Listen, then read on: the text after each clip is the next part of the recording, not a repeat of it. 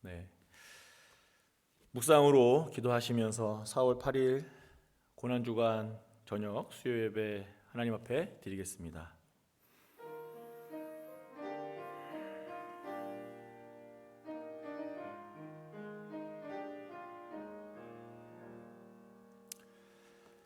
살아계신 아버지 하나님, 우리를 주님 앞에 나와 함께 예배할 수 있도록 은혜를 주시니 감사합니다. 영상을 통해서이지만 우리가 이 시간 마음을 다해 예배할 수 있도록 도와주시고, 함께 예배할 때에 우리가 멀리 떨어져 있지만 한 마음 되도록 인도하시고, 특별히 이 시간 주님의 고난을 기억하며 예배할 때에 우리의 마음이 다시금 뜨거워지고 새로워지고 주님을 만나는 귀하고 복된 시간 될 수 있도록 주께서 함께하여 주시옵소서. 이 예배를 온전히 주님께 올려드리오며 살아계신 예수님의 이름으로 기도합니다. 아멘.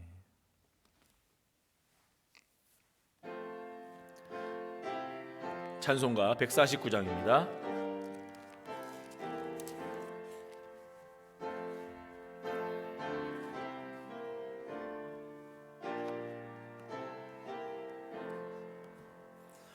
주 달려 죽은 십자가 우리가 생각할 때에 세상에 속한 욕심이 헛된 줄 알고 버리네. 죽으신 구주밖에니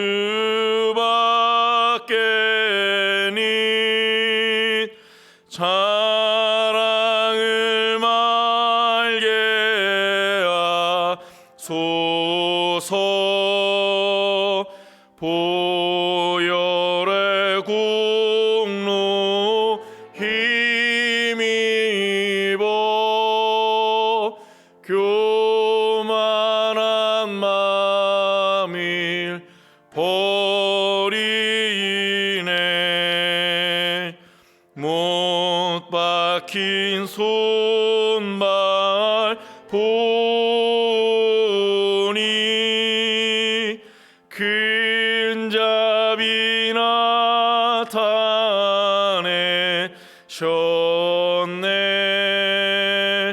가시로 만든 면류관 우리를 위해 쓰셨네. 온 세상 만물 가져도 주내 못 따가겠네. 놀라운 사랑 듣나 몸으로 재물 삼겠네.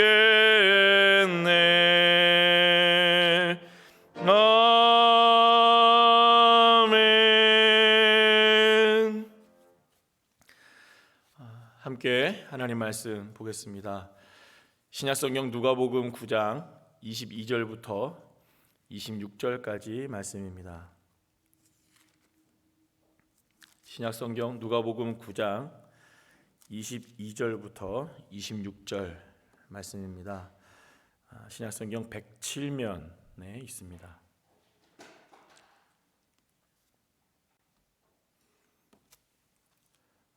제가 봉독하겠습니다.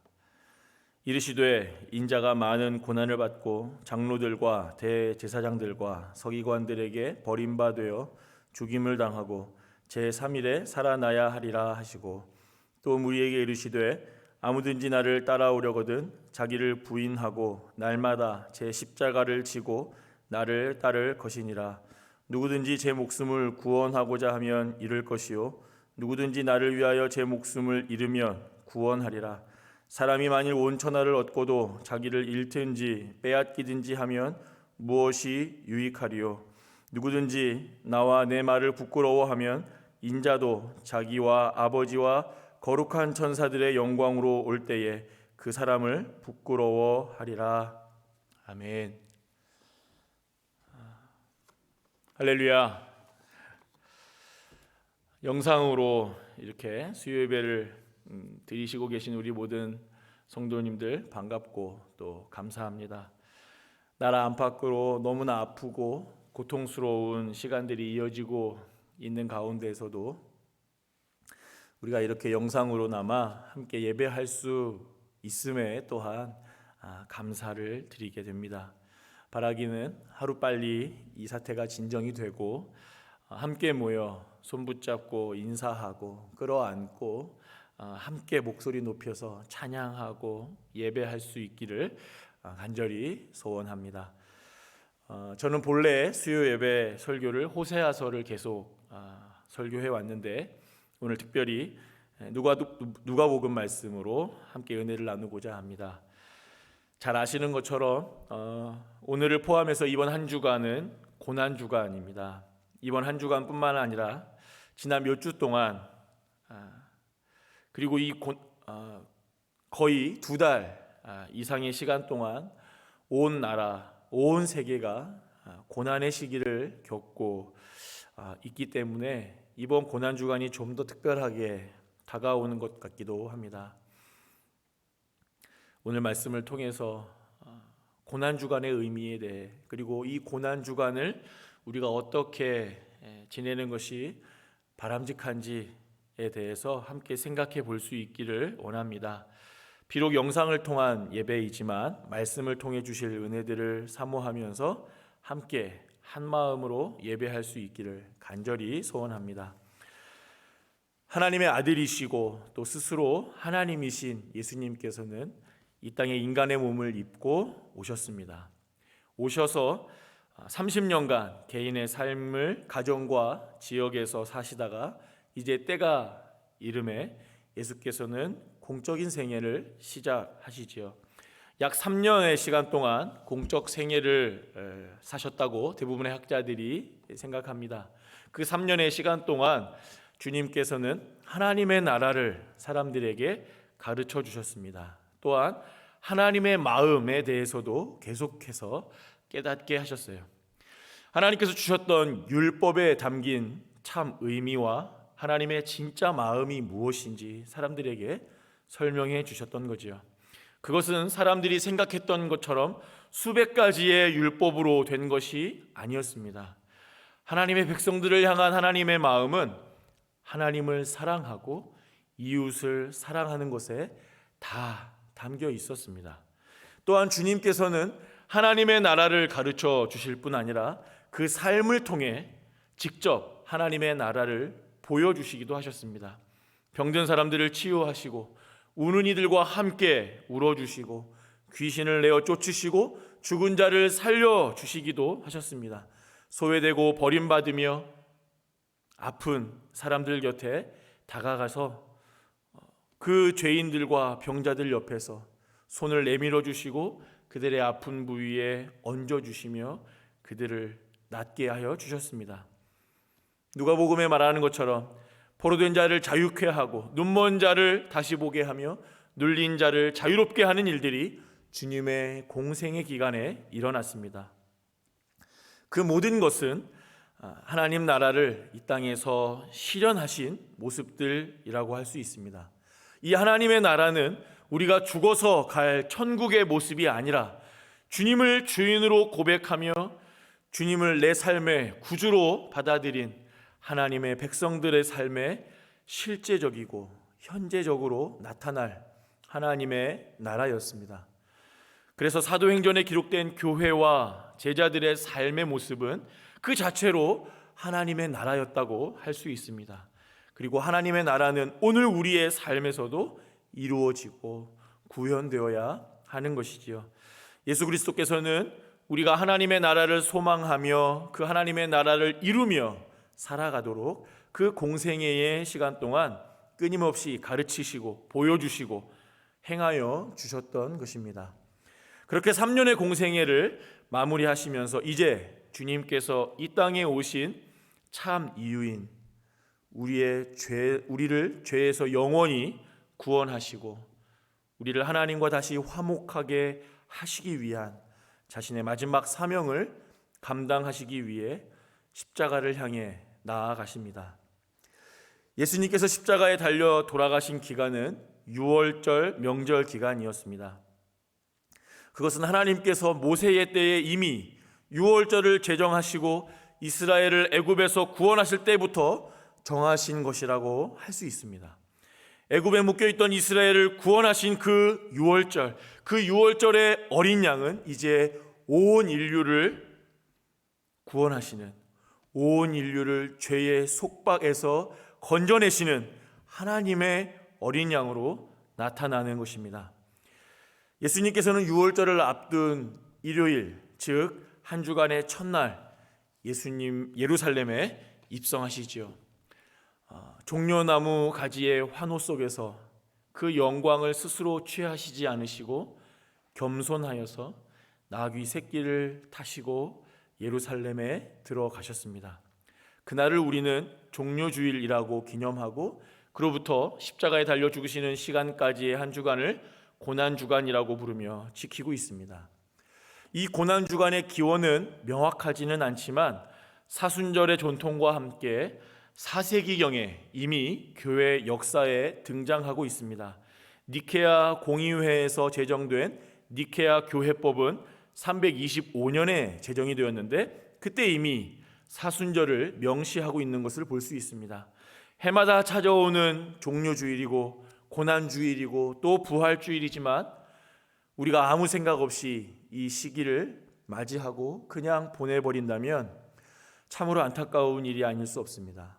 오늘 이 시간에 고난주간에 무엇을 생각하며 무엇을 묵상하는 것이 좋을지 함께 나누고 결단하는 그런 시간이 되기를 바랍니다. 오늘 말씀을 보면서 주님께서 자신의 고난을 오늘 말씀을 보면 주님께서 자신의 고난을 예고하시는 것을 볼 수 있습니다. 이 말씀은 마태, 마가, 누가복음에 다 등장합니다. 각 복음서들은 3차에 걸쳐서 순환 예고를 기록하고 있는데요. 이 순환 예고는 사실 주님께서 자신의 공생의 후기에 들어서 제자들에게 비로소 자신이 어떻게 메시아로서 구원을 이루실지를 알려주시는 것입니다. 고난과 죽음과 부활을 통해서 우리를 구원하시는 것인데 당시의 제자들은 주님의 순환 예고를 진지하게 받아들이지 않았던 것 같아요. 어쨌든지 그렇게 주님께서는 이 순환을 예고하시는데 오늘 본문은 그 첫 번째 순환 예고의 모습입니다. 어떻게 말씀하십니까? 우리 22절을 함께 다시 읽어보겠습니다. 누가복음 9장 22절 함께 읽겠습니다. 시작. 이르시되 인자가 많은 고난을 받고 장로들과 대제사장들과 서기관들에게 버림받되어 죽임을 당하고 제3일에 살아나야 하리라 하시고 아멘. 많은 고난을 받으시고 버림받되어 죽임을 당할 것이라고 말씀하시지요. 저는 어린 시절에 이 고난주간을 교회에서 겪으면서 이렇게 생각을 했었습니다. 이 고난주간 일주일 내내 예수님께서 계속 고난을 받으신 것으로 알고 있었던 겁니다. 종려주일은 예수님께서 종려나무 가지에 환영을 받으시면서 들어오셨기 때문에 예루살렘을 들어가셨기 때문에 종려주일이라고 부르지요. 부활주일은 예수님께서 죽음에서 부활하셨기 때문에 부활주일이라고 부르는 거 아닙니까? 그러니까 고난주간은 예수께서 일주일 동안 고난을 당하셔서 고난주간이라고 부른다고 그렇게 생각했던 거예요. 실제로 그런 느낌의 설교도 꽤 들었던 것 같습니다. 여러분 이런 말을 교회에서 설교 때라든지 어느 때라도 들어보셨을 것 같아요. 이 한 주간 주님의 고난을 기억하며 보냅시다. 이 한 주간 주님의 고난을 기억하며 보냅시다. 여러분 이렇게 말하면 어떻게 읽혀지십니까?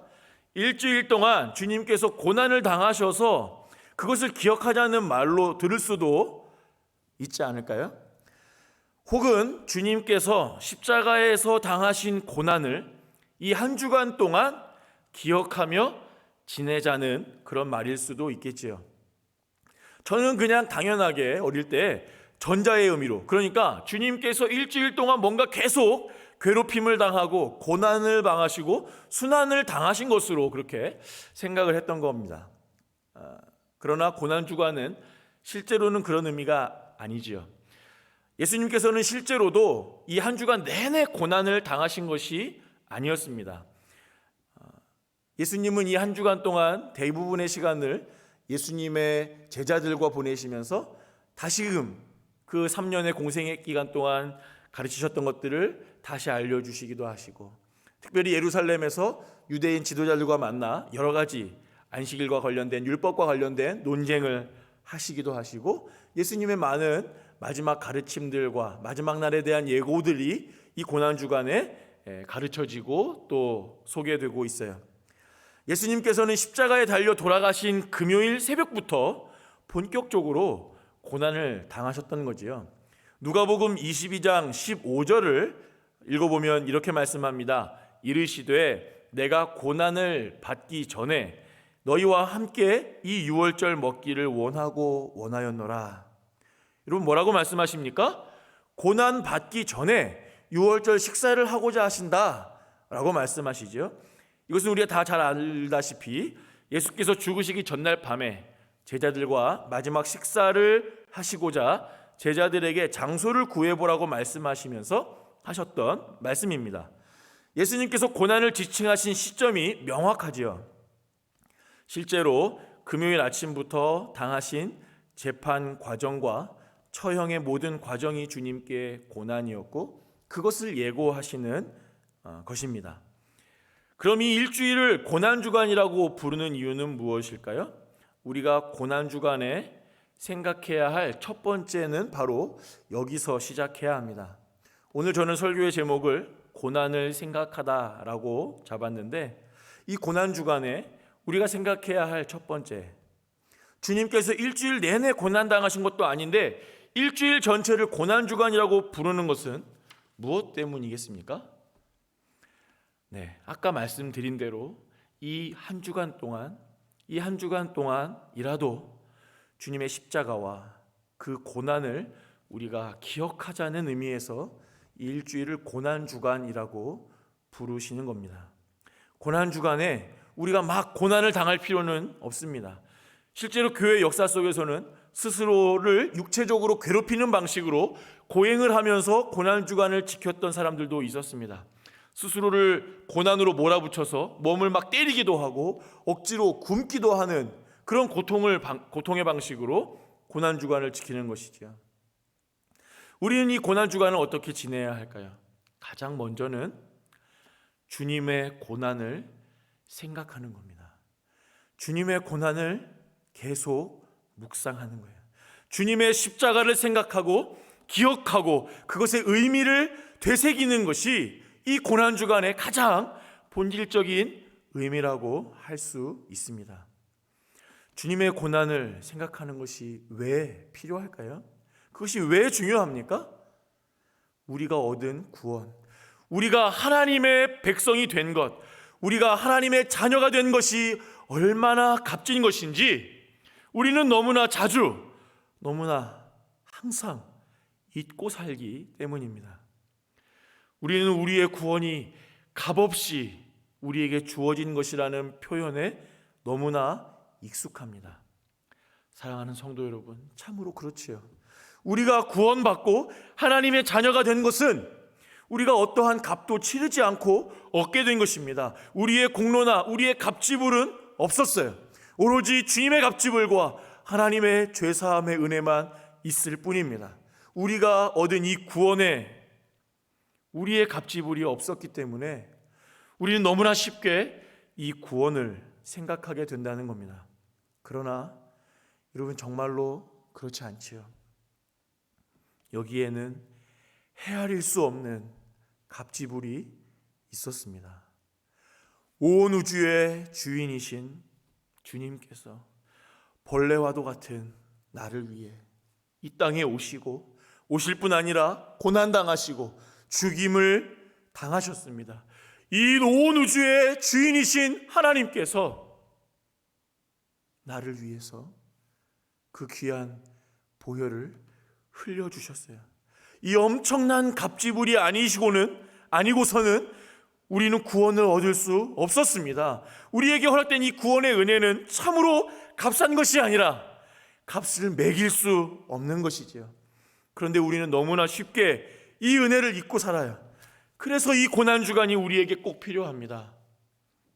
망각의 동물인 우리들이 1년에 한 주간이라도 주님의 십자가와 그 죽으심과 고난당하심, 그 피 흘리심의 갑지불을 기억하고 우리가 하나님의 자녀가 되기 위해 치루어진 놀라운 대가가 무엇이었는지 반드시 기억해야만 한다는 것입니다. 고난주간은 주님께서 일주일 내내 고난을 받으셨기 때문에 고난주간인 것도 아니고, 우리가 육체적인 고난을 감내하면서 스스로를 자해하라고 고난주간인 것도 아닙니다. 우리의 온 마음을 다해 주님의 고난을 기억하고 마음에 새기면서 우리에게 허락하신 구원의 놀라운 은혜를 기억하는 것, 감사하는 것, 그것이 바로 고난주간의 본질적인 의미인 것입니다. 고난주간이 이미 3일이 지났습니다. 내일과 모레 이틀간 좀 더 진지하게 주님의 고난을 기억하고 바라볼 수 있기를 주님의 이름으로 축복하고 소원합니다. 그러기 위해 좋은 책의 도움을 받을 수도 있을 겁니다. 예수 그리스도가 지신 그 십자가 사건이 정말 어떤 사건이었는지, 그 고통이 무엇이었는지 우리가 추상적으로만 생각하고 있는 곳에서 나아가서 좀 더 구체적이고 역사적인 십자가 사건에 대한 재구성과 설명은 우리가 십자가의 고난을 객관화하여서 바라보는 데 아주 유익한 도움이 될 수 있을 겁니다. 그렇게 주님의 십자가를 좀 더 분명히 바라보기를 원하시는 분들께 최근에 다시 번역되어 소개된 이 책을 소개를 드립니다. 마르틴 행겔이라는 학자가 쓴 십자가 처형이라는 책인데요, 십자가 사건에 대한 역사적이고 현실적인 고증을 처절할 정도로 객관적으로 기록한 책이라고 할 수 있습니다. 고난주간과 상관없이 주님의 십자가를 묵상하고 기억하는 것이 우리에게 아주 중요하죠. 고난주간에만 예수님의 십자가를 묵상하는 것은 또 바보 같은 일입니다. 고난주간이 끝나더라도 우리의 삶의 순간순간, 우리의 예배의 순간순간, 우리의 신앙의 순간순간 주님의 십자가를 다시 묵상하는 것이 우리에게 너무나도 중요한 일이겠지요. 그런데 그런 의미에서라도 이 책을 한 번씩 읽어보시면 주님의 고난과 그 십자가의 구원을 오랫동안 묵상하실 수 있지 않을까 생각이 됩니다.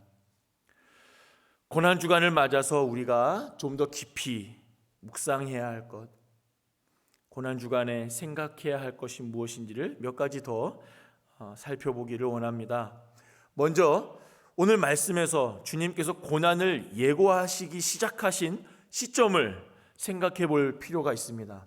앞서 말씀드린 대로 이 고난 예고는 공관복음서라 불리는 마태, 마가, 누가복음에 공통적으로 기록이 되어 있는데, 예수님께서는 3번에 걸쳐서 자신의 고난을 예고해 주십니다. 그 고난 예고 내용에는 복음서마다 조금씩은 차이가 있습니다. 그러나 아주 공통적으로 나타나는 것 한 가지가 있는데, 그것은 첫 번째 고난 예고의 시점입니다. 오늘 우리가 읽은 본문 앞에 있는 구절을 한번 읽어보겠습니다. 누가복음 9장 20절 말씀입니다. 같이 읽겠습니다. 시작. 예수께서 이르시되 너희는 나를 누구라 하느냐? 베드로가 대답하여 이르되 하나님의 그리스도시니이다 하니. 아멘. 예수께서 제자들에게 순환을 예고하시기 시작한 시점은 제자들로부터 예수가 누구신가에 대한 답변을 듣고 난 뒤였습니다. 마태복음 같은 경우는 여러분 잘 아시는 대로 베드로가 뭐라고 고백합니까? 주는 그리스도시요 살아계신 하나님의 아들이십니다 라고 고백하죠. 그 고백에 대한 대답으로 주님께서 고난을 예고해 주시기 시작한다는 겁니다. 마태복음 8장에도 마찬가지로 주님께서 베드로의 고백을 들으신 후에 고난을 예고하시기 시작하는데, 마가는 좀 더 극적으로 그 장면을 보여줍니다. 마가복음 8장 31절에 보면 뭐라고 말합니까? 죽임을 당하고 사흘 만에 살아나야 할 것을 비로소 그들에게 가르치신다 라고 마가복음은 쓰고 있어요.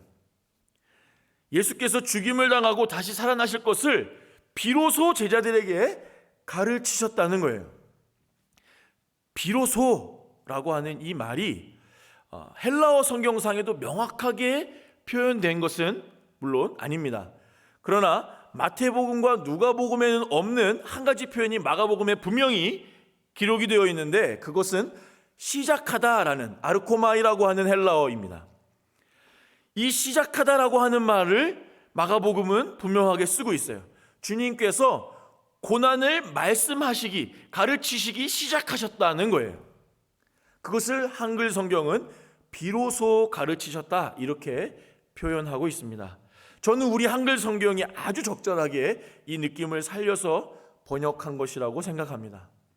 주님께서 제자들이 예수님이 누구인가에 대해서 바르게 그리고 확신 있게 고백하기 시작하자 비로소 이제 자신의 고난을 말씀하시기 시작했다는 거죠. 여러분, 이것은 무엇을 의미할까요? 이러한 맥락들을 기억할 때 우리가 고난주간에 마음에 새기면서 생각해야 할 것이 무엇이겠습니까? 바라기는 여러분, 이 고난주간 동안 저와 여러분도 예수 그리스도에 대한 각자의 고백을 할 수 있기를 바랍니다. 주님께서 왜 비로소 그때에서야 주님의 고난을, 주님의 죽으심을 말씀하시기 시작하셨습니까? 사실 제자들은 그렇게 고백을 하기는 했지만 그럼에도 불구하고 복음서들이 명확히 보여주는 것이 무엇입니까? 제자들이 예수님의 고난 예고의 진짜 의미를 사실상 전혀 이해하지 못하고 있었다는 것입니다. 심지어 베드로는 그렇게 멋진 고백을 했지만 그 고백이 담고 있는 진짜 의미조차 전혀 모르고 있었어요. 그래서 마태복음에서는 그 고백 이후에 예수님께 바로 사탄을 하고 하나님 주님께 혼나는 모습도 볼 수 있죠. 그리고 우리가 다 알다시피 예수께서 십자가에 못 박히시는 그날에 그 제자들은 모두 다 도망가고 맙니다.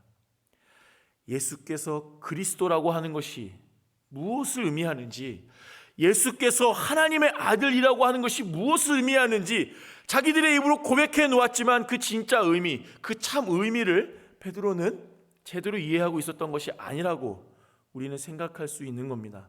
그들은 부활하신 주님을 만난 이후에야 그 참 의미를 이해하게 되었고, 나아가 오순절 성령의 강림으로 인해서 성령께서 그들의 눈을 열어서 그들에게 주님의 말씀들을 기억하게 하시고 이해하게 하신 후에야 그 참 의미들을 알게 되었어요. 그러나 그럼에도 불구하고 주님께서는 그 베드로의 고백, 무슨 말을 하고 있는지도 모른 채 했지만 바로 그 고백이 있은 후에야 비로소 자신의 고난과 십자가 부활, 십자가 죽음과 부활을 제자들에게 가르치시기 시작하셨다는 것입니다. 여러분, 이것이 무엇을 의미할까요?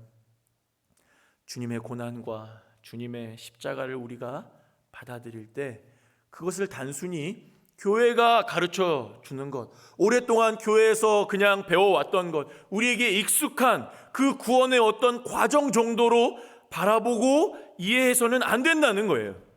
이 십자가 사건과 주님의 고난과 부활은 철저하게 우리 각자의 개인적인 사건이어야 한다는 겁니다. 예수에 대한 나 자신의 고백과 나 자신의 실존적인 만남이 있어야만 한다는 거지요. 예수 그리스도의 십자가를 나의 사건, 나의 고백, 나의 구원으로 바라보아야 한다는 겁니다. 교회를 오래 다닌 사람들에게 가장 치명적인 것은 바로 이 나의 고백, 나의 신앙, 나의 구원이 없거나 희미해져 버린다는 거예요. 우리에게는 교회가 가르쳐주는, 그래서 우리에게 익숙한, 너무나도 잘 알고 있는 구원과 십자가 사건과 고백만 있을 뿐입니다. 주님의 십자가 사건과 그 구원의 은혜가 바로 나의 사건이어야 돼요. 여러분, 그것을 위해서 기도하십시오. 주님과 뜨겁게 만났던 첫사랑을 회복하시기를 바랍니다. 또한 더욱 뜨겁게 새로운 은혜들, 날마다 더하는 은혜들이 있기를 사모하시기를 바랍니다.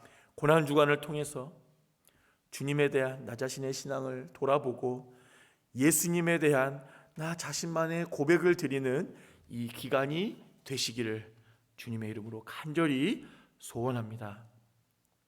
마지막으로 우리가 이 고난주간에 꼭 생각하고 기억해야 할 것이 있는데, 그것이 무엇입니까? 오늘 본문 23절에서 25절 말씀을 같이 한번 다시 읽어보겠습니다. 9장 23절에서 25절 읽겠습니다. 시작. 또 무리에게 이르시되 아무든지 나를 따라오려거든 자기를 부인하고 날마다 제 십자가를 지고 나를 따를 것이니라. 누구든지 제 목숨을 구원하고자 하면 잃을 것이요 누구든지 나를 위하여 제 목숨을 잃으면 구원하리라. 사람이 만일 온 천하를 얻고도 자기를 잃든지 빼앗기든지 하면 무엇이 유익하리요. 아멘. 주님께서는 자신의 고난 예고를 하신 후에 곧이어서 무엇을 말씀하십니까? 너희도 나를 따라오라 말씀하십니다. 너희도 나를 따라오라는 거예요. 제자의 삶으로의 부르심입니다. 자기 십자가를 지고 나를 따라오라. 자기의 목숨조차도 귀한 것으로 여기지 말고 주를 따르라는 거지요. 사랑하는 여러분, 우리는 이 주님의 초청 앞에서 언제나 망설이게 됩니다. 이 주님의 부르심을 진지하게 생각해 본 적이 단 한 번이라도 있으시다면 이 부르심의 무게가 얼마나 큰 것인지 느끼실 겁니다. 여러분, 이 부르심을 진지하게 여러분 각자를 향한 부르심이라고 생각해 보시기를 바랍니다. 주님은 지금 베드로를 향해서만 혹은 12 제자를 향해서만 이 말씀을 하신 것이 아닙니다. 주님은 오고 오는 모든 세대 가운데 주님의 십자가 죽으심과 그 부활하심으로 인해 구원받은 모든 주님의 백성들, 모든 하나님의 자녀들을 향해서 말씀하시는 거예요. 너희도 너희 십자가를 지고 나를 따라와라. 여러분, 이것이 바로 제자의 삶입니다. 이것이 제자도예요. 여러분, 우리는 이 고난주간에 반드시 이 제자의 삶을, 제자도의 삶을 마음에 다시 새겨야만 합니다. 나는 나의 십자가를 지고 주님을 따르고 있는가를 돌아보아야 한다는 거예요. 여러분, 사도 바울은 그의 여러 서신들에서 주님의 고난에 대하여 언급하면서 이 제자의 삶을 말합니다. 디모데후서 2장 3절 이렇게 말합니다. 너는 그리스도 예수의 좋은 병사로 나와 함께 고난을 받으라. 골로새서 1장 24절은 이렇게 말합니다. 나는 이제 너희를 위하여 받는 괴로움을 기뻐하고 그리스도의 남은 고난을 그의 몸된 교회를 위하여 내 육체에 채우노라. 그리고 빌립보서 1장에서는 이렇게 말합니다. 함께 한번 읽어보겠습니다. 빌립보서 1장 29절 시작. 그리스도를 위하여 너희에게 은혜를 주신 것은 다만 그를 믿을 뿐 아니라 또한 그를 위하여 고난도 받게 하려 하심이라. 아멘. 아멘이시요. 그리스도를 위하여서 너희에게 은혜를 주신 것은, 너희에게 하나님께서 은혜를 주시고 하나님의 백성을 삼으시고 하나님의 자녀로 부르신 것은 그를 믿을 뿐 아니라 그를 위하여 고난도 받게 하려는 것이다. 그리스도께서 우리에게 은혜를 주신 것은 주님을 따르는 삶을 살게 하기 위함입니다. 여러분, 참으로 이 말씀들을 믿으십니까? 주님을 따른다는 것, 주님의 제자가 된다는 것은 주님과 함께 그 고난의 길에 서는 것입니다. 그 고난의 길에 동참하는 거예요. 그 고난을 나의 육체에 채우는 겁니다. 여러분, 이 바울의 말씀들이 저 2000년 전 주님을 따르는 사람들이 핍박받고 박해당하고 죽임을 당하던 그 시절이기 때문에 한 말이라고만 생각하고 넘기시면 안 됩니다. 오늘 우리들은 주님을 따르는 길에 짊어져야 할 십자가가 정말로 없습니까? 정말로 그렇지가 않습니다. 여전히 주님을 따른다는 것은 목숨을 내놓아야만 하는 지역들도 있지요. 그러나 우리가 살아가는 이 땅은 주님을 믿는다는 것만으로 목숨을 내놓는 어떤 헌신이 필요한 것은 아닌지 모릅니다. 그러나 그럼에도 불구하고 우리가 제자로서 지고 갈 십자가는 분명히 있습니다. 여러분, 그것이 무엇일까요? 그것은 바로 우리가 싸워내야 할 육신의 소욕들입니다. 주님의 부르심은 거룩으로의 부르심이에요. 그리고 그 거룩으로의 부르심은 그 자체로 우리가 반드시 따라야 하는 길이면서 동시에 우리의 소욕과 반대로 가는 길이기도 합니다. 그래서 히브리서 기자는 뭐라고 말했습니까? 죄와 피 흘리기까지 싸워야 한다고 말합니다. 요한 사도 역시 우리가 싸우고 이겨야 할 것을 뭐라고 말합니까? 육신의 정욕과 안목의 정욕과 이 세계의 자랑이 우리가 싸워 이겨야 할 세상이라고 말합니다. 주님은 우리에게 계속적으로 말씀하십니다.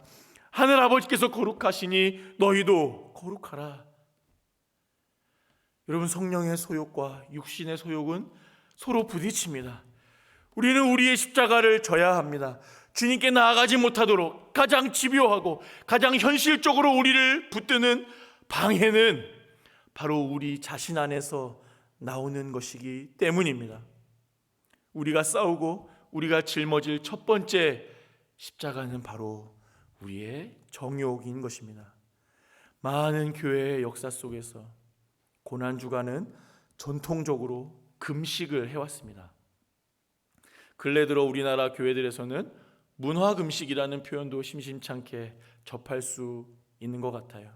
그러한 금식을 하는 이유는 주님의 십자가 고난에 우리가 참여하기 위함도 있지만 우리의 육신의 정욕들을 제어하고 주님을 기억하기 위함입니다. 여러분, 고난주간을 영어로 패션 윅이라고 부르는데 교회 역사의 아주 초기에는 이 주간의 이름을 패션 윅이라고 부르지 않고 홀리 윅이라고 불렀습니다. 거룩한 주간이라는 거예요. 거룩한 삶, 거룩한 신앙을 바라보며 십자가를 지는 기간이 되어야 한다는 겁니다. 여러분, 이 고난주간 여러분의 신앙을 흔드는 자신의 정욕과 자신의 그릇된 습관들을 다시 좀 돌아보고 주님을 따라 거룩의 길을 걷기로 다짐하며 나아가는 우리 모두가 되기를 기도합니다. 주님을 따르라는 그 주님의 부르심을 듣고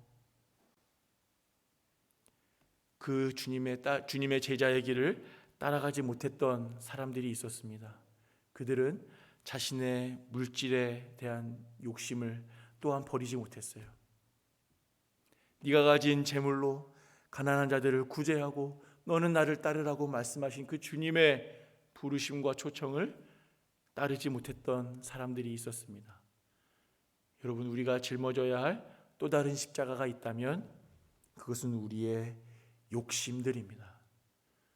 우리의 십자가에 못 박아야 할 우리의 욕심들, 육신의 정욕들, 세상적인 그 모든 것들을 좀 내어놓고 주님 앞에 쏟아놓고 주님의 십자가를 따라가는, 주님의 십자가를, 주님의 고난을 따라가기로 다짐하는 이 고난주간이 되기를 바랍니다.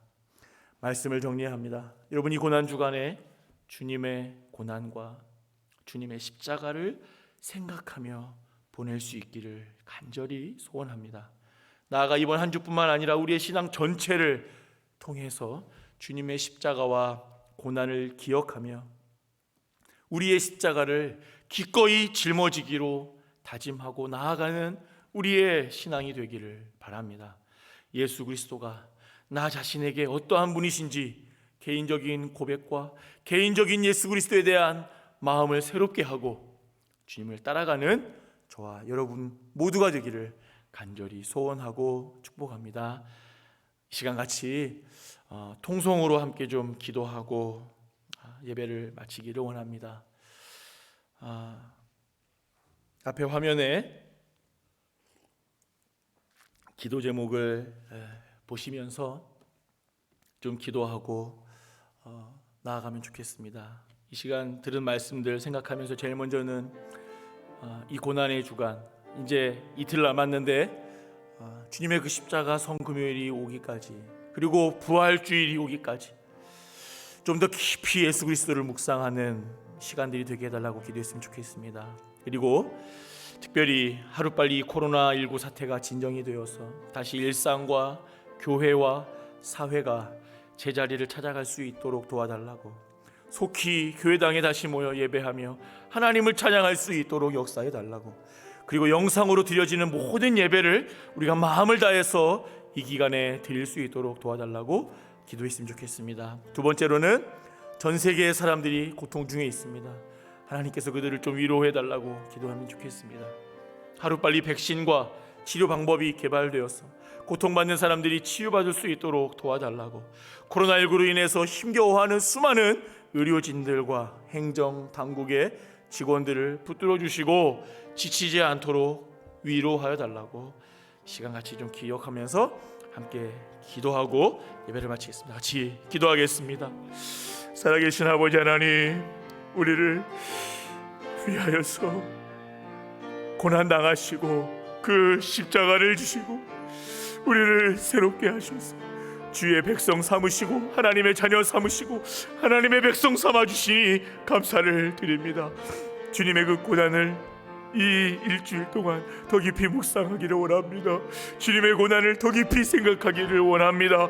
주님의 십자가를 더 깊이 내 마음에 새기기를 원합니다. 그리하여서 주님의 고난이 우리의 삶의 실체화되고 나의 삶에 짊어져야 할 나의 십자가들, 나의 삶에 짊어져야 할 나의 육신의 정욕과 안목의 정욕과 이성의 자랑들, 모든 세상적인 물질에 대한 욕심들이 십자가에 못 박아지고 내가 주님을 따라가겠습니다. 내가 주님을 따르는 제자의 삶을 다시금 살아가 보겠습니다. 고백하며 살아가게 되는 그러니 한 주간 될 수 있도록 주님 인도하여 주시옵소서. 이제 아버지 안에 고난 주간이 며칠 남지 않았사온데 하루하루를 주님의 예수 그리스도의 십자가를 기억하며 살아갈 수 있도록 도와주시옵소서. 아버지 하나님, 바라옵기는 이 코로나19 사태로 인하여서 온 세계가 아파합니다. 하나님 아버지, 아파하는 모든 사람들을 위로하여 주시고 찾아가셔서 치유하여 주시고 함께하여 주시고 낫게 하여 주시며, 특별히 아버지 하나님 이 질병을 인하여서 아버지 고생하고 힘겨워하는 모든 의료진들, 아버지 또 행정당국의 직원들, 아버지 하나님이여 찾아가 주시고 위로하여 주옵소서. 그들의 마음을 치유하여 주옵소서. 그들의 마음 깊이 받은 많은 상처들과 지침들과 육신의 괴로움들을 하나님 좀 찾아가 주셔서 해결하여 주시고 위로하여 주옵소서. 하루빨리 이 사태가 끝날 수 있도록 주의 역사하여 주옵소서. 아버지 하나님, 모든 교회들이 아버지 하나님의 영상으로 예배를 드리고 있습니다. 아버지 하나님, 하루빨리 이 사태들이 끝나서 다시 한번 이 예배당에서 함께 손잡고 주님을 찬양하며 함께 하나님께 예배하며 목소리 높여 찬양할 수 있도록 주님 역사하여 주옵소서. 아버지 하나님이여, 그날이 될 때까지 영상으로 드려지는 모든 예배 가운데서도 우리가 하나님을 사모하게 하시고 은혜를 사모하며 나아갈 수 있도록 주님 도와 주시옵소서. 역사하여 주시옵소서. 감사를 드리오며 이 모든 말씀 우리 주 예수 그리스도의 이름으로 기원하옵나이다. 아멘. 이 시간 같이 찬송가 461장 함께 찬양합니다.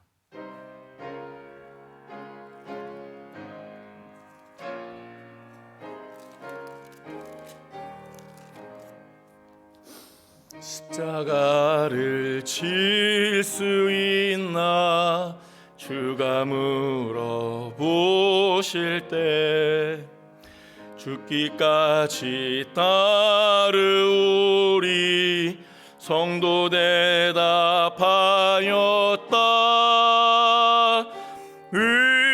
우리의 심령 주의 것이니 주님의 영사 만드소서.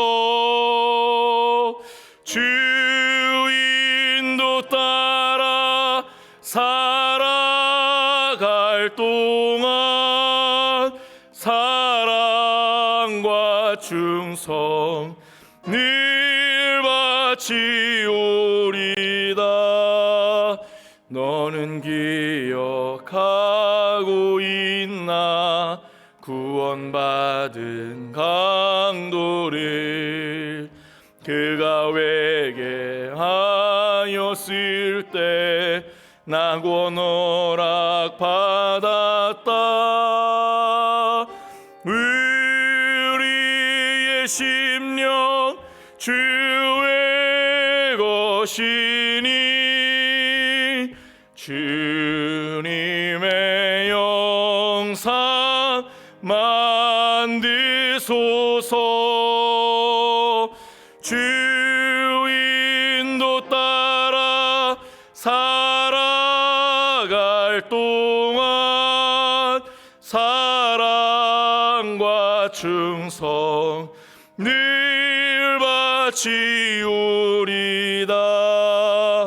걱정 근심 모든 그늘 너를 둘러 덮을 때 주께 내 영 맡기겠나 승리 믿으며. 우리의 심령 주의 것이니 주님의 영상 만드소서. 주 인도 따라 살아갈 동안 사랑과 충성 늘 바치오리다. 이런 일 다 할 수 있나 주가 물어보실 때 용감한 자 바울처럼 선뜻 대답하리라. 우리의 심령 주의 것이니 주님의 영상 만드소서. 주 인도 따라 살아갈 동안 사랑과 충성 늘 바치오리다.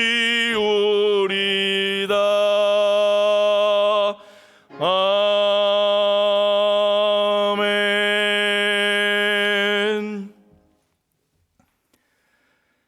우리 구주 예수 그리스도의 은혜와 아버지 하나님의 측량할 수 없는 사랑하심과 성령님의 깨닫게 하시고 결단케 하시며 주님 앞에 서게 하시는 놀라운 교통하심이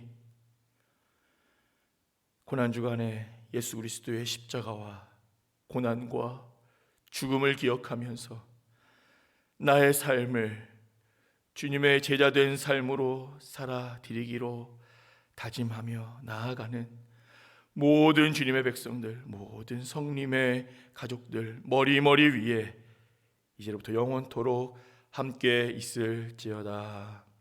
아멘.